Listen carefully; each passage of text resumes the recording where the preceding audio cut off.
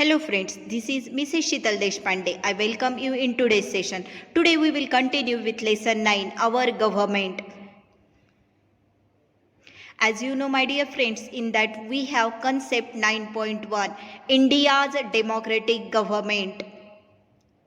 Let's understand in today's part what is an election, process of election, before the elections, on election day, after the elections. What is an election? An election is a method of choosing a representative by voting. They are elected for fixed number of years. In India, they are elected for 5 years.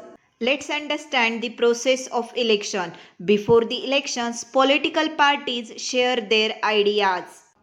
They tell people about the candidates from their parties along with the manifesto of the party.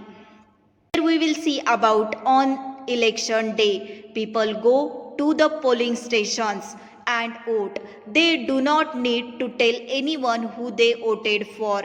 By seeing the images, you can easily understand about the situation on election day. By first image, what it shows, entrance of the polling station. Second image, what it shows, how the clarification of certificate is going on. And the by seeing the third image, what do you understand?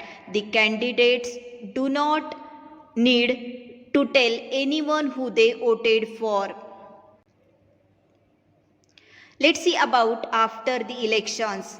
The votes are counted. Yes, you are true. The votes are counted. The candidate with the most of the votes wins. Yes, by seeing the images, you can understand the candidate with the most of votes wins.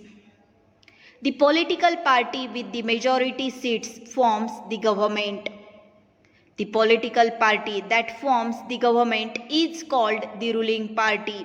The leader of the ruling party becomes the head of the government. The head of the government chooses some winning candidates from his or her party to work in the government. These candidates are responsible for different departments. For example, one candidate manages the agriculture department while another manages the educational department. By seeing the images, you can get a clear idea about it. Now next part of it we will continue in next session. Thank you very much. Have a nice day ahead.